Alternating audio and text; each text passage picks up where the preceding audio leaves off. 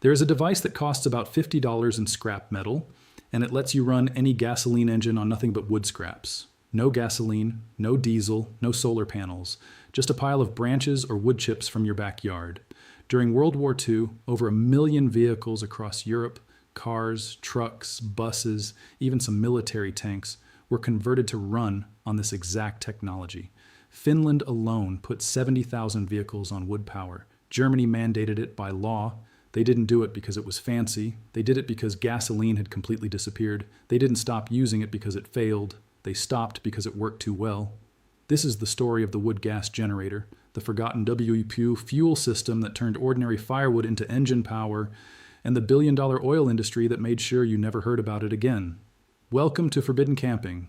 If you're not subscribed yet, hit that subscribe button and the bell right now. This is where we crack open the vaults that billion-dollar industries welded shut. The principle is older than you think. The first wood gasifiers appeared in the 1870s for street lighting and factories. But it was in the 1920s and 1930s that German engineer Georg Imbert perfected the mobile version. By 1939, when World War II exploded and fuel became impossible to get, entire nations turned to wood. In occupied Europe, private cars, taxis, delivery trucks, ambulances, and even fire engines were fitted with these bulky but brilliant gasifiers. The device sits on a trailer or the back of the vehicle. You load it with wood chips or charcoal. The wood is heated in a low oxygen chamber. Instead of burning completely, it releases a flammable gas called syngas, a mix of carbon monoxide, hydrogen, and methane. That gas is cooled, cleaned, and fed straight into a normal gasoline engine. The science is brutally simple. Wood is mostly carbon, hydrogen, and oxygen. Heat it without enough air, and the molecules break apart into burnable gas instead of smoke and ash. One full load of wood could drive a car 20 to 40 miles depending on the design. Not fast, not luxurious, but it moved when gasoline was rationed or simply didn't exist. France, Sweden, Switzerland, and Italy all had massive wood gas fleets. Photos from the era show streets full of cars with giant steel cylinders and trailers full of firewood. This wasn't theory. This was everyday reality for millions of people, but here's where the story takes a very dark turn. As soon as the war ended and cheap oil flooded back into the market, the technology vanished almost overnight. The oil companies had built an entire empire around petroleum. A device that let any farmer or mechanic run a vehicle on free wood from the forest was not an innovation to celebrate. It was an existential threat to their entire business model. The same pattern we've seen before. They didn't ban it. They simply stopped talking about it. Textbooks erased it. Mechanics forgot it. Governments rewrote regulations to favor liquid fossil fuels. By the 1950s, wood gas generators had been memory holed so completely that most people today think the idea is science fiction. This video is only the surface. I've collected everything the energy, automotive, and outdoor industries have tried to bury for decades. It's all inside the complete Forbidden Camping Vault. You get the step-by-step bio-sand water filter that purifies river water for under $10, military-grade fire techniques the camping industry reclassified as dangerous, the earth battery blueprint that makes free electricity from dirt, emergency shelters that beat $300 tents in real mountain testing, full rainwater harvesting systems, off-grid solar guides, and the complete wood gas generator plans from this video with exact dimensions, materials list, and safety tips. Over 12 guides. Zero filler, link is in the description right now. But stay here, because what comes next is the part they really don't want you to hear.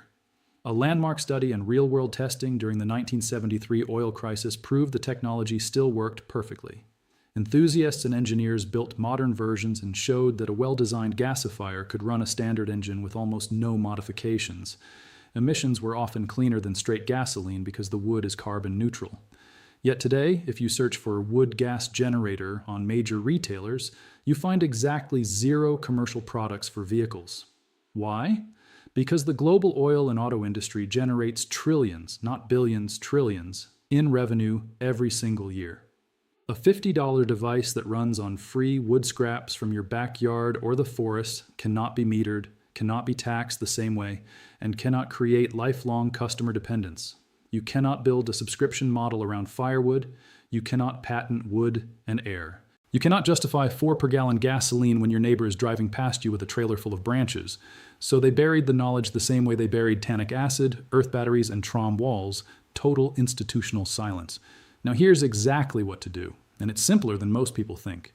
You can build a functional wood gas generator with 2 old propane tanks, some scrap steel pipe, and basic tools. Total cost, $40–$80 if you scavenge smart. Basic principle, Imbert style gasifier, the most proven design. Build or source a vertical reactor, the gasifier chamber, usually a steel drum or old pressure tank. Add a drying zone at the top where fresh wood is preheated. The heart is the reduction zone where wood turns into syngas at 800 to 1400 degrees C and low oxygen. Cool the hot gas through a simple pipe cooler, old radiator or coiled copper. Filter out tar and dust with wood chips or a simple cyclone filter. Feed the clean gas into your engine's air intake. A small carburetor adapter is all you need. A no-weld version can be built with just an angle grinder and drill using 2 20 lb propane tanks. Plans exist online. I link the best free ones in the vault. Safety note, carbon monoxide is deadly and invisible. Always run the system outdoors and use a CO detector. A modern builder in the US ran a small generator for an entire week on nothing but scrap wood from his property. 0 gasoline. Total fuel cost, $0. The same generator normally burns $15–$20 of gas per day. Every civilization that faced fuel shortages rediscovered this truth. The Romans used wood gas for early forges. 19th century factories ran on it. WWIIs kept entire nations moving. Your great-grandfather's generation knew how to turn a forest into horsepower. $4 gasoline depends on you never remembering their names.